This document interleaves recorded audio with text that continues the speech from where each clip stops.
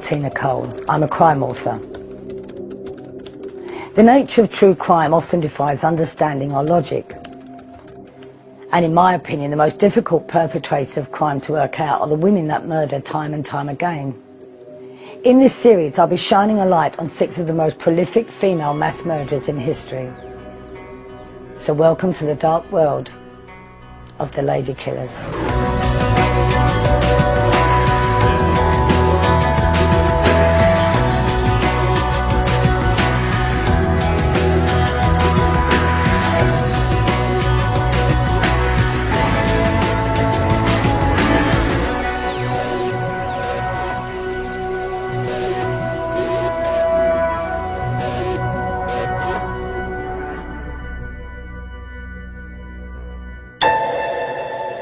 Some may ask, why call up anew this gruesome crime of more than 30 years ago?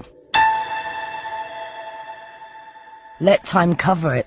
Let it be forgotten. Surely I would not recall it for the sake of sensation.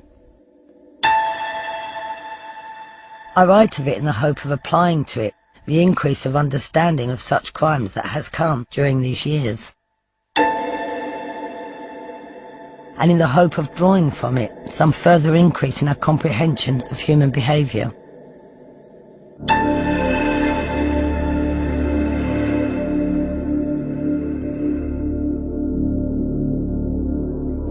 These are the words of author Myra Levin in The Foreword to Compulsion. It's a crime novel about 2 people who set out to commit the perfect murder, purely as an intellectual experiment. And it was the book that allegedly inspired Ian Brage and Myra Hindley to torture, rape and kill 5 children across Manchester in the 1960s. Personally, I don't think anything I could write would make someone actually go out and commit murder. But Brage and Hindley seem to devour books, films and lyrics, twisting them to suit their own perverted ideology.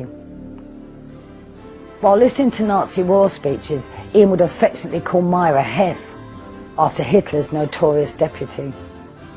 It was this desire to live by their own rules and develop their own secret code which eventually led them to systematically plan the Moors murders as part of a sexually sadistic relationship. But what interests me is how does a seemingly ordinary working class girl from Gorton become the most hated woman in British history, her face the iconic image of evil? I think it's important to start with that police photo and find out why it became so embedded in this country's cultural landscape.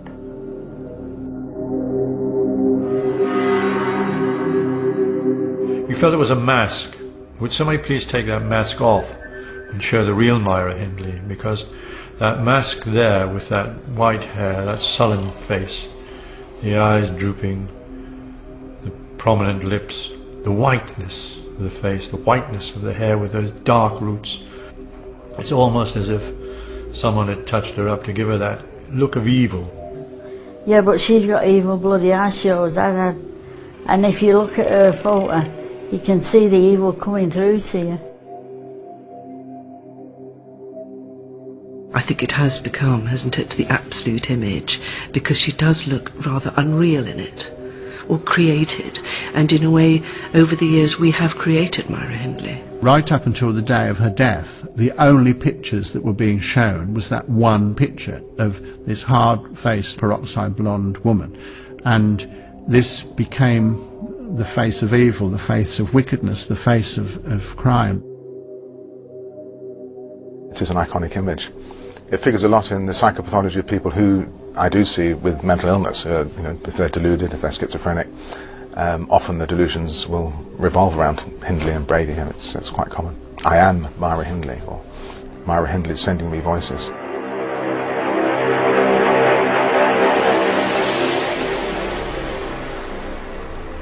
But every picture tells a story, even a police photograph. Journalist and author Duncan Staff regularly wrote to Hindley, and he visited her in prison. He says she was desperate to demolish the iconic image to convince people she was bullied into the killings. When Myra Hindley wrote to me about her arrest photograph, she described how she was upstairs being questioned by detectives, how they then led her by the arms downstairs, underground, into the basement of Hyde Police Station, which was an extraordinary place. The corridors were very narrow, it was confined, and she said she was then sat down in a chair and believed that she was about to be hit, that she was about to be interrogated. Because Hindley thought she was going to be assaulted, she claimed she clenched her teeth defiantly. But it was the police photographer's flashbulb and not a fifth, which went off in her face. Now, I'm not sure that's quite an accurate version of events. What she's trying to do there is to show herself as a bewildered, frightened girl who's suddenly behind bars. I don't believe it's quite like that. I actually think the image that you see of her, that hard, harshly lit image, it is actually an accurate portrait of Myra Hindley at the time. The photograph didn't do her justice. The photograph was a prisoner's photograph. And I'm quite sure she was a bit more photogenic than that photograph shows her. And none of us, if we're arrested, would like the photograph taken down in the police cell area to be the one that's forever shown on the front page, because you're at your worst. It did portray her, as far as the public was concerned, as the monster that they perceived her to be. I find it really ironic that photographs should play such a part in her demise. Brady and Hindley happily recorded every part of their lives with expensive cameras. Brady spent hours in his darkroom developing hundreds of these images. Personal photographs from their vast collection give me a real insight into their relationship. They look like any other normal couple. In a lot of these snaps, Myra looks really glamorous. You can see they're obsessed with their pet dogs, but there are clues to their secret life. There's an obvious fascination with guns and the moors. Later, police realised that these scenes mark the graves of their victims. They escaped to Saddleworth to drink wine, listen to classical music and kill children. It was Myra and Ian against the world. For all intents and purposes, Hindley seemed a relatively normal, in inverted commas, young female until she teamed up with Ian Brady. She said she, in due course, was fascinated by him, and eventually it led to, frankly, a total Bonnie and Clyde kind of relationship, where she said she ended up literally killing for the love of this man, Brady. She was indoctrinated, but she was very willing to be indoctrinated, and she had the wherewithal, perhaps even more than Ian had, the ability to carry out such crimes. But what I really want to find out is what caused Hindley to turn her back on everything she knew and coolly take children off the streets where she actually lived with the sole purpose of ending their lives. As a crime author, I've always been intrigued by what motivates women to kill. I've done a lot of research into Myra Hindley and the Moors murders, and I'm still no closer to understanding how a female could actually torture and murder children as young as 10. To me, I still find that shocking. So imagine the reaction to this case in 1966. This is the first time that we had people who were enticing individuals from their environment, torturing them, killing them, and burying them in a place like the Moors. And when you look at the individuals concerned, they didn't do anything by chance. They planned everything. And that's what makes it even more evil. I've come along to the National Archives in London to meet Ian Fairley. As a 21-year-old detective constable, he arrested Brady and helped crack the whole Moors murder case. We've been allowed to see some very rare documents from the trial and of their lives together. I'm hoping these will help me understand what turned Hindley into the most notorious female serial killer of our times. Oh Ian, this is really exciting. I mean, we're some of the first people to have access to all this now that, you know, so it's all been made public. I think the first thing we need to do is get these gloves on before we touch anything. I mean, for you, after 40 years, I mean, this must be... Well, I mean, is it shocking? It is. It's like, I mean, when you think you do something 1965, and you see it 43 years later, it's here. I mean, it's like all our yesterdays. It's all their yesterdays. It's certainly all their lifestyle, because there's everything here. Well, yeah, obviously we can say this is your notebook, isn't it? Yeah. Ian Fairley's notebook records the dramatic events of the 7th of October 1965, which led to Hindley and Brady's downfall. At this stage, police were unaware that the couple had already killed Pauline Reed, John Kilbride, Keith Bennett and Leslie Ann Downey, but their 5th murder was to prove their last. On that morning, DC Fairley was one of 3 officers who responded to a 999 call made by David Smith from a phone box in Hattersley. The 17-year-old was married to Hindley's younger sister, Maureen. He told police that he'd witnessed the brutal murder of teenager Edward Evans at the house Hindley and Brady shared with Myra's grandmother at 16 Wardlebrook Avenue, a killing they wanted him to be a part of.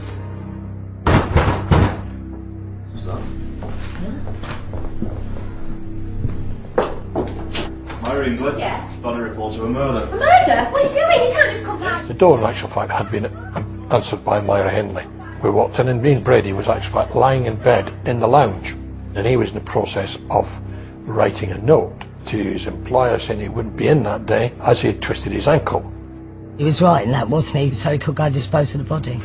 Well, in actual fact, he did have an injury to his ankle, and what we think and what we were pretty certain happened was when he actually attacked Edward Evans with the axe, he struck his own ankle with on the blunt end of the axe and damaged his ankle. So he was limping. He did injuries himself. Mrs. Maybury, that was Myra Hindley's grandmother, was still asleep in the bedroom upstairs, and also one of the bedrooms was locked upstairs. Hindley then produced the keys for the bedroom. Went upstairs. In a corner we found the body trussed up in the fetal position, and it was in 2 plastic bags. At this stage, police were treating Edward Evans' death as a one-off murder. As a seemingly respectable couple with good jobs, Hindley and Brady were quite confident they could get away with their plan B. That was to blame David Smith, Myra's brother-in-law. He was a local troublemaker, and he was in awe of Ian Brady. Brady interviewed 4:15. I never left Brady's side that day, but through the course of the day we interviewed him, and he made a statement. He wrote Myra Hindley out of the incident. He admitted he had killed Edward Evans, but suggested that David Smith had taken an active part. David Smith, who was meant to help rob Evans. Now Brady had this idea that Smith was going to kill Evans and then help him dispose of the body. The trouble with it was that when he saw Edward Evans being beaten to death by Ian Brady with an axe, he simply didn't have that same mental toughness that Myra Hindley had, and didn't want to be part of those killings. David Smith told us that there was more. When he said more what? More murders. Why do you know there's more murders? Because he's told me. Detectives were drawing a blank until they found 2 suitcases in the left luggage office at Manchester Central Station. Inside, sick mementos from the killings led them straight back to Brady and Hindley. Now, to say these suitcases were packed was an understatement. You couldn't have got anything else in them. There was loads of books. There was also tape recording reels, loads of photographs, and we found a photograph of a young girl naked with a scarf tied around her face. I didn't recognise who she was, but I've got to say that was enough. It's really a suitcase full of horrors, and it was then that everything began to change from a normal routine murder into what developed into a serial killing by 2 monsters. It's getting to somewhere in the region about 10:15, 10 o'clock at night. A lot of black and white televisions on the corner, and it comes on, and it was children missing from home in Manchester. And the first picture flashed up on the screen was Leslie Ann Downey.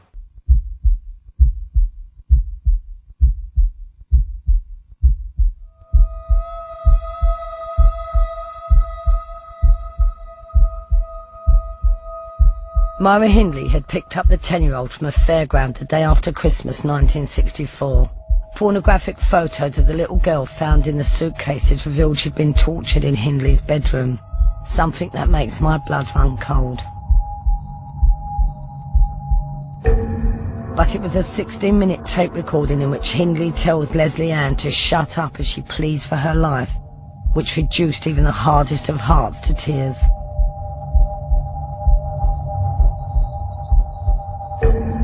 After listening to that tape, one police officer said, "This case is beginning to rank as one of the most nauseating murder investigations. So nauseating, in fact, that the details may never become public."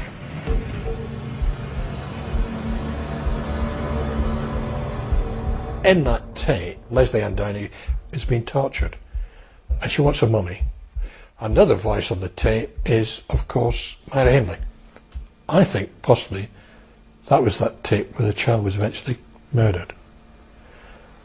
But what makes it even worse is in the background is the tune "The Little Drummer Boy" is being played. 43 years later, it makes me go cold now thinking about what was on that tape or what must have happened to that little girl. But the fact that they taped it, God, it's horrible. They'd got tape recordings, they'd got photographs, and the picture that began to assemble then was of a bizarre, ugly, pornographic cult relationship, and it was then that they started looking through missing files, missing children and so on, and the whole thing basically exploded. Following a tip-off from David Smith, police from 5 neighbouring forces began searching Saddleworth Moors. They were determined to give poor Leslie Ann Downey's mum some kind of closure. But they were also looking for missing children like John Kilbride, Keith Bennett and Pauline Reed. Well, they really had to change their whole attitude and the whole approach to it in terms of the scale of the investigation and trying to understand these people, more particularly trying to get their heads round how many children could be involved and how many bodies could be up on the moors. Police searching the moors found Leslie Ann's body in a shallow grave. After the discovery of the little girl, detectives decided to take another look through the suitcases for more clues. One name in Brady's notebook leapt out at DC Fairley. I was just thumbing through the book, and of course I saw his writing here and all that, wondered what it was, and then went out, and then of course saw John Kilbride's name. John Kilbride was a connection to the Brady and Hindley, and of course as a result of that we went on found out everything. We looked at the photographs. We actually saw the photograph of Myra Hindley with the dog inside a coat looking at the ground. Yeah. Dug the ground up and there and found the body of John Kilbride. So this tied them into the John Kilbride murder. The clothing of the body found buried on the Yorkshire moors yesterday has been identified as that of John Kilbride, the 12-year-old boy who disappeared from his Manchester home nearly 2 years ago. The search on the moors continues. By this stage, police not only had enough evidence to convict Hindley and Brady of the killing of John Kilbride, but of the murders of 10-year-old Leslie Ann Downey and 17-year-old Edward Evans. So a decision was made to call off the search for other missing children. Their other victims, 16-year-old Pauline Reed and 12-year-old Keith Bennett, remained buried on the moors. Tragically, it was another 20 years before Pauline Reed was found and finally given a proper burial. Keith Bennett's mother, on the other hand, has never been able to bury her firstborn son.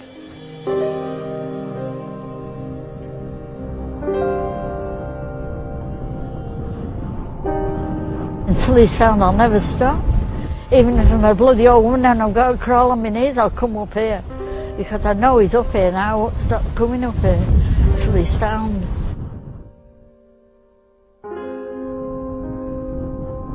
And I've told the police I don't think much of him because they've never found him. Why can't they find Keith? They found all the others, why can't they find Keith? I still maintain, and I've maintained that always, that we did not do it justice in 1966. But there were senior officers who still had budgets. And that was the decision that was made. There was no money to spend on a wild goose chase and they couldn't do it. But bear in mind, in 1966, we didn't know that they had murdered Keith Bennett. We only know that now because Brady and Hindley weren't telling us. The same in 1966, we didn't know they'd murdered Pauline Reed. What impressed the police officers interrogating Myra Hindley and her cool, resigned and casual way in which she dealt with questions left one single impression. that here you are dealing with someone who does not have the full complement of emotions. I mean, some of the stuff that we've looked at here today, I mean, some of the photographs and everything, when she was sort of showed these things, she still didn't... Didn't want to know. Just didn't want a complete blank. Denial. A complete blank. And all she kept saying, Ian didn't do anything, I didn't do anything, it was David Smith. And it was always down to David Smith. Despite their silence, 23-year-old Myra Hindley and 27-year-old Ian Brady were charged with the murders of Edward Evans, Leslie Ann Downey and John Kilbride.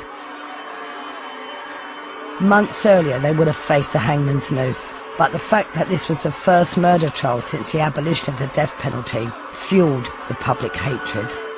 David and Maureen Smith went from being part of the couple's inner circle to becoming star witnesses for the prosecution. The extraordinary atmosphere that surrounded the case came through in Myra Hindley's letters and in her unpublished autobiography. She was very aware of that. She described how they could hear waves of sound coming down the corridor. It shocked the nation, really, and it shocked people that what had happened and how it happened and the numbers involved and also the families involved. You know, we then had television and it was almost brought into people's sitting rooms and it was there in front of you, and so it didn't go away. Trial at Chester Assizes was sort of the final scene, the final act, but rather like first night, a sense of expectation. How is it going to play? The whole thing had placed her on a high in the sense of, you know, she was no longer walking on the real world. You know, here she was the centre of worldwide attention for these dreadful crimes. It hadn't yet dawned on her that she was now to face life imprisonment, separated from the man she'd loved, and to be the most reviled and hated prisoner in Britain. And yet what's striking is that in the face of this, her bond with Ian was completely unbreakable. She was still in this world with him and wouldn't let go. They were like two musketeers. They were one for all and all for one. They were all together. They were together in a partnership, and they stuck by that. And if you kick one, the other would limp. They lived in each other's world and they lived together. And they lived for each other. Some people might say Myra didn't react to anything at first because she was in shock. Probably the shock of getting caught. But I think the fact that she remained totally cold throughout the trial spoke volumes about her character. The thing which lives with me most of all is watching these two in the trials, sitting there, completely expressionless. They just didn't move for days on end, you see them. Their faces, no sign of emotion. Not even a wet eye, not even, if you like, even a tear of regret or a tear of fear. You were hypnotized in a peculiar sort of way by them, by the lack of reaction, by their behavior. You say, well, is this not having any impact on you at all? She had this ability to switch on. Like, she had the ability to switch off when she was being questioned. She had the ability to switch off when she had the tapes of Leslie Ann Downey. Hindley's fate was finally sealed when the prosecution's key piece of evidence was played to a packed court number 2 at Chester Assizes. 42 years on, those who heard little Leslie Ann Downey being tortured and pleading for her life remember every second of that tape. Incidentally, that same recording that brought about Hindley's downfall is now locked in a secret vault. It is deemed to be too disturbing for the public to hear. We'd been briefly prepared for it. But when it came, we were shocked. It was gut-wrenching stuff. And you hear that kid screaming for her life, pleading. You could see these people around the court, members of the jury, you could see the people, the tears coming to people's eyes. And you looked at these two and said, no emotion on their face as it was played. No emotion. Well, you aren't really human. Go on, react, do something. Show some emotion. So we can basically record it and show that there's some humanity. But it wasn't there. Not at all. Once that tape was played, one couldn't sink lower so far as horrendous crimes are concerned. And once the jury and the court had heard that, I mean, so far as the world was concerned, and the victims' families especially, there was no coming back. When the jury came back and gave the verdict, I mean, there was more expression of relief from the police than there was any expression of despair from them. I don't think there was any expression at all from them. The verdict was no surprise. Their reaction was no surprise. The sentence was delivered. No reaction from them. No words. And take him down, take him away, and then it went out of public gaze. On the 6th of May 1966, Judge Justice Fenton Atkinson sentenced the Moors murderers to life imprisonment. Myra Hindley was 23 years old. It would be the last time Brady and Hindley would ever see each other. For Hindley, life really did mean life. She would die behind bars 36 years later. 40 years after she became the face of evil for a whole generation, Hindley remains the most reviled woman in Britain. But I want to find out what sparked her fatal attraction to Brady, and how did this obsession lead to her own compulsion to kill? 1966, 23-year-old Myra Hindley was jailed for life for her part in the Moors murders. In just over 2 years, she and her partner Ian Brady had tortured, raped and killed 5 children and teenagers across Manchester. I want to know why, more than 40 years after she was convicted, Hindley remains the most hated woman in Britain. 4 successive Home Secretaries have refused to even consider her for parole. At the time of her death, she was the longest serving female prisoner in our history, a dubious record that she still holds. As a crime writer, I want to know what drove this woman to torture and murder children from her own community. Myra Hindley was born in the working class district of Gorton in Manchester on the 23rd of July 1942. Like many others, she was raised in a typical back-to-back Victorian terrace. Myra Hindley was born into a not well-off, working-class family, the same way thousands and thousands of people over Manchester were. The thing that was unusual about her family circumstances was her father. Right, old lady. Her father knocked her to hell and back when she was at home, when she was a kid, because he was a drunkard. She had quite a brutal upbringing, and that there was a turning point, as she describes it, where she'd been bullied by another child and Dad had told her, you know, stand up for yourself and fight back, and she ended up hitting this kid, and that she's attributed to shaping her in the sense of saying violence is okay. Definitely a girl that could stick up for herself. Definitely a strong, confident young lady. I would say that if there was any problems, she could sort them out. When Myra was 4, her sister Maureen was born, and her parents sent Myra to live with her granny Maybury.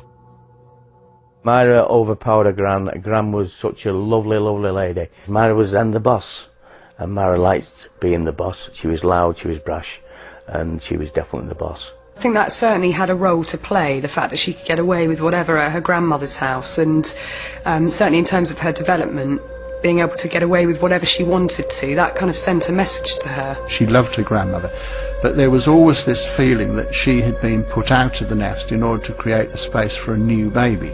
It was probably her first rejection, although she perhaps didn't realise it was rejection at the time. The question is, which came first? Did the rejection make her cold, or was there something rather cold about her? Was she an easy baby to reject? Did she come into this world with some kind of propensity for destructiveness that was more than others, and then was triggered in this relationship? Hindley struck up close friendships with other children and played like any other little girl would. But she escaped her surroundings by immersing herself in the world of books, like The Secret Garden.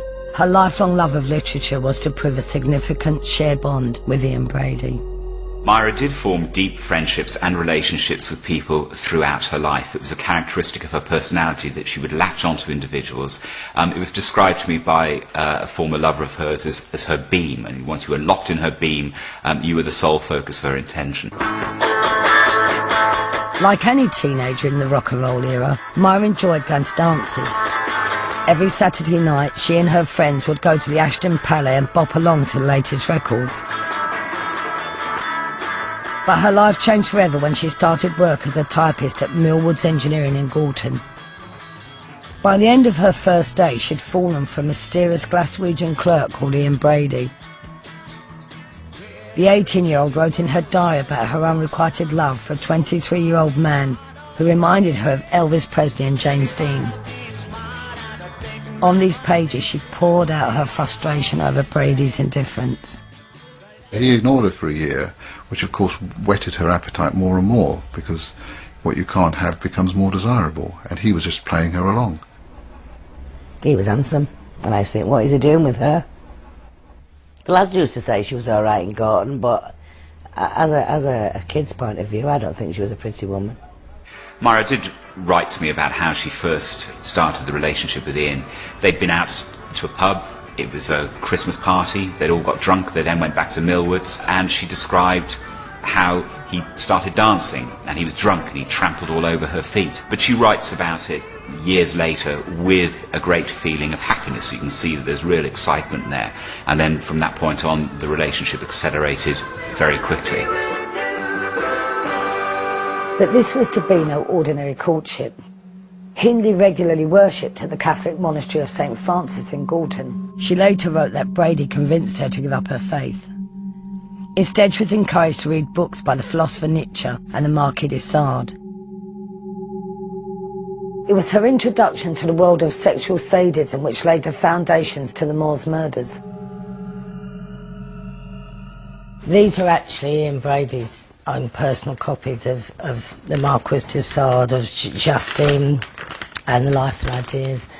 When you read some of the stuff that he's written, sort of in his notebook, he's got here, people are like maggots, so they're small, blind, worthless fish bait. Rape is not a crime, it's a state of mind. Murder is a hobby and a supreme pleasure. It goes on, all this stuff that he's read in Justine and everything else. Personally, I think two people met here who recognised some kind of evil in the other person that they possessed themselves. The Marquis de Sade is really the benchmark of sexual sadism. A sexual sadist enjoys or gets sexual pleasure out of other people's pain. That is, controlling them, humiliating them, and actually watching them endure physical tormenting. And certainly the first sexual encounter, you know, we have it on account, and of course it's her account, that he was quite sexually vivacious and quite aggressive and violent. That was her first experience, but she was quite happy to be part of that and to carry on the relationship on those terms. And of course from there, things would only ever get worse. Hindley and Brady began to create their own special secret world. But this world revolved around sexually sadistic fantasies of torturing, raping and murdering young children. 18 months after starting their relationship, they were finally ready to kill. Myra Hindley was just 21 years old. Myra tried to argue in later life that she had no idea that Ian Brady was serious, that he gradually indoctrinated her to a point where she was willing to take part in the murders. I don't think it was as simple as that. I think that she was constructing a world with Ian Brady, and that world got stronger and stronger and stronger, and then eventually they were able to carry out the killings. For anybody to suggest that she could be indoctrinated into anything unwillingly is completely out of the question. I think she initially could be influenced into taking part, but I do believe that she was very much a willing partner. We need to remember that she did go on to become a very active part, and in fact was the one who went out trawling for victims. Most sexual sadists don't carry out their fantasies. That's the wonderful thing about fantasy. Fantasy is better as a fantasy.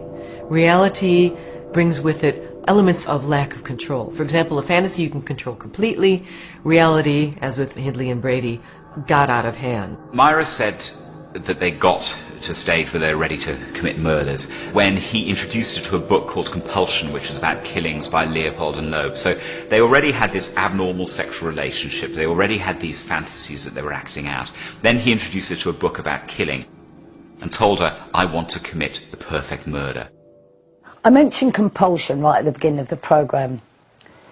It's based on a real case from Chicago in the 1920s, when two privileged young college students kill another young boy purely to exercise their superior intellectual skills. Dubbed the crime of the century, the killers were caught out by forensics. Ian Brady vowed not to make the same mistake. Using secret codes and elaborate plans, they plotted every detail of their perfect murder. With sexual sadists, you know, it doesn't just happen by chance. There's planning, preparation. They know exactly what they're going to do, which role they're going to play, right up into, you know, the body disposal and what happens afterwards. It was the first time, as far as I'm aware, that we became knowledgeable about how meticulous people planned events. They counted the buttons on their clothes before they went out and killed children. They counted them when they got back. They burned their shoes. They took photographs of the grave sites before the killings and then after the killings. There was nothing accidental about the way these crimes were carried out. Hindley and Brady's photo album contains pictures of children that they'd taken at random in school playgrounds. It's really frightening to think that they may have been identifying and even watching potential victims. However, the first killing was much closer to home. On the 12th of July 1963, Hindley's 16-year-old neighbour Pauline Reed was walking to a local dance, but Hindley and Brady had more sinister plans in mind for the teenagers' evening. Myra Hindley said that she was bullied into the killing of Pauline Reed, that Ian Brady made her do it. Now, I'm not sure that's right at all, because the murder was carefully planned. Myra was driving down Froxmouth Street. She stopped her car, rolled down the window and said, would she help her look for a glove? She coolly and calmly took somebody off the street that she knew and fed Pauline to Ian, knowing full well what was going to happen next. They then drove up the moor with Ian following on a motorcycle. Myra knew where to park. She knew that Brady was going to take her onto the moor, and she described sitting in her van knowing that Ian Brady was raping her and was going to kill her. Very shortly afterwards, she describes drinking a bottle of Drambuie with Ian and making love to him. This speaks of an act that somebody has carefully worked out and is then entering into as a willing accomplice. Pauline wouldn't have gone in any stranger's car. Pauline only got in that car because she knew her. She wouldn't have gone with anybody else. She wasn't stupid. She wasn't a daft girl, Pauline. She was very sensible. Hindley quickly perfected her role in the couple's killing partnership. 4 months after Pauline's murder, she coolly lured 12-year-old John Kilbride to his death. 7 months later, Keith Bennett was walking to his grandmother's house. He never made it. 12-year-old Keith was to be their third victim. Brady couldn't drive a car, so she done all the driving, and he was at the back of it, and when he wanted somebody, he'd point him out to her and flash his light on his bike, and they took Keith straight to Moors after that, and that was it. But I didn't know that at the time. I just thought, oh, he'll come back, and when he does come back, I'll bloody kill him, you know, but he never come that. Myra Hindley was a woman, but it was because she was a woman that the murders could happen. Ian Brady needed her. He was an awkward person and nobody was going to get into a car with Ian Brady, and Myra Hindley admitted that. She said to me, Andrew, I ought to have been executed, I ought to have been hanged, I deserved it. And she said my crime was worse than Brady's because I was the woman, and I enticed the children, as it were, into Brady's car, and they would never have entered the car without my role. And so she said, I have always regarded myself as worse than Brady. Brady was diagnosed with a psychiatric illness a few years ago, and although this doesn't justify his behaviour, it maybe explains some of it. But when you look at how Hindley acted, it's not as clear-cut. Some people say she was mad, but I think she was just plain evil. Nobody would know anything what she'd done. She used to go in the pub. There was all photographs of missing children then. I'm not just talking for after Pauline went missing. Leslie and Downey, John Kilbride, all of them. And she used to go in them pubs and never flicker an eyelid. Stand there and have a drink, laugh, joke, knowing that she knew where them children was. Myra was a chameleon. She adopted to circumstances incredibly, far more than most people on this planet ever did. She surely has to be accepted as being psychopathic. Her limited sensitivity and empathy would be necessary in order for her to go through the things she's done. Possible she'd suffer from a disorder called psychopathy, or psychopathic personality disorder. And all personality disorders have in common the feature that you've been like it from an early age. It's not like an illness where you were well and then you got it. And there are many aspects or many facets to psychopathy. But one is this callous, unemotional behaviour. she was also quite profoundly evil, because she was very aware, as many psychopaths are, of the harm they were doing.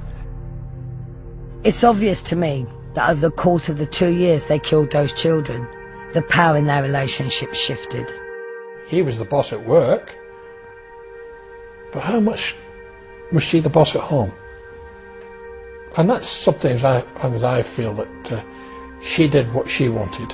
I don't believe that Myra Hindley was ever a servant. I think that she was a participant in the acts, and I think that she enjoyed them from the start.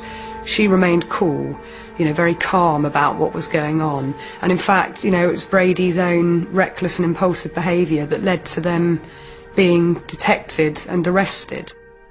It was Brady's failed attempt to introduce Hindley's brother-in-law, David Smith, to their sadistic partnership, which led to their downfall.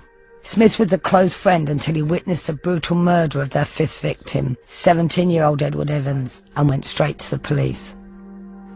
The game was finally up, and the couple were destined for life behind bars. But 40 years on, why does the name Myra Hindley still automatically go hand in hand with evil? Is it purely because she was a woman, and women are meant to be mothers, not mass murderers? Maybe. But I think it's probably more to do with the lies she told inside. Lies which led to her being seen as even more heinous than Brady. And her lover Ian Brady raped, tortured and murdered 5 children across Manchester in the 1960s. 40 years on, they remain Britain's most notorious killers. It's always fascinated me why Hindley is seen as more evil than Brady. I think it's because he accepted his fate and wanted to die behind bars. But Myra Hindley was determined to get out. After breaking off her relationship with Brady, she even tried to claim she was bullied into the killings. Influential supporters like Lord Longford continuously campaigned for her release, but the tabloids were always ready to remind the public of the horrific nature of Hindley's crimes. I mean, she was, and she knew, she was notorious. I mean, the Sun newspaper would say to me that her case would sell as many newspapers as Princess Diana at the time. She was great for circulation, and anything would be printed. Whether or not it was factual or not, that was irrelevant. The main thing is, let's get her on the front page. The reason she stayed in the newspapers is because the crimes weren't solved. Newspapers and the tabloids are often traduced, saying they latched onto her just about selling papers. There's an element of truth in that, but there's also truth in the fact that they could see that she was lying, and they kept nailing her for it over the years. And I think that that had a profound effect on public opinion. In 1986, Brady told a newspaper that the couple had killed other children. This led to a dramatic announcement by Myra Hindley. The Moors murderer Myra Hindley has confessed tonight to her part in the death of 2 children who vanished more than 20 years ago. Hindley's decision to finally come clean about her actual involvement in the murders of Pauline Reed and Keith Bennett exposed the extent to which she'd persistently lied and manipulated everyone around her for years. I would say that Myra Hindley was evil. She was bad, if not worse, than he was. Where did the evil come from? Was it always there, or was it an evil deed or deeds done by someone who was fundamentally ordinary? In all my interviews with Myra, I never felt that I got to the bottom of that. I don't think she was an evil person. I think she was a person who did evil things, and that's a big difference. And I think she realised she'd done evil things. You just shake your head in disbelief that this young person who used to be a friend and a colleague to a lot of us has done this horrible thing. She took the babies, didn't she, to the slaughter, didn't she? Yeah. Who'd take a child in a car knowing that she knew exactly what was going to happen to that baby, boy or girl. There's no remorse in that woman whatsoever. None. Evil, evil. Myra Hindley, probably the most hated woman in Britain, is dead.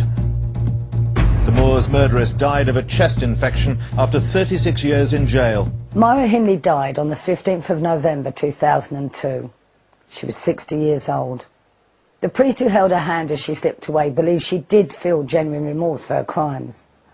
But it's ironic, really, because although he may have held her hand and offered her forgiveness, It seems the prison service actually had an awful lot of trouble finding an undertaker who was willing to handle the body. All I can say is that she'd put herself into a position where in the past she confessed her sins. She was one of those people who over the time came to believe in the generous, in the giving nature of God, and that in fact she was forgiven. I don't know whether Myra Hindley felt genuine remorse. I can't answer that. What I do know is that she continued to lie about her involvement in the killings because she wanted to get out of prison. And I think that whether she felt remorse or not, that action and the consequences it had for the Reed family and for the Bennett family is something that's very difficult to forgive.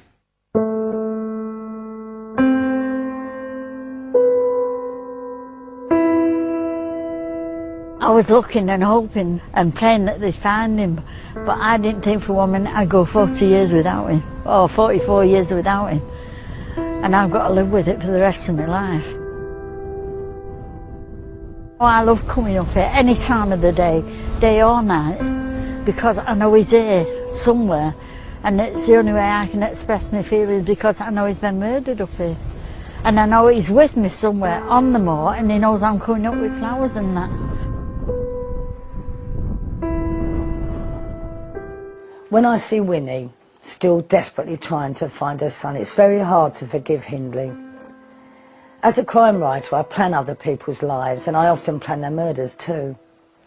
But after getting so close to Myra Hindley, I don't think that there's a writer in the world who could adequately even come close to the arrogance, hate and deceit that festered inside her heart. It's clear that Hindley and Brady thought evil was some kind of spiritual experience. They believed that they were superior to everyone around them and that they had the right to snuff out the lives of innocent children for their own pleasure. Well, no one has that right. Next. And you're gonna do it, are you, Amy? You're gonna kill him, are you? What you gonna do? You gonna shoot him? Knife him? Lynch him? What are you gonna do? Starring Trevor Eve, Lawless on ITV3.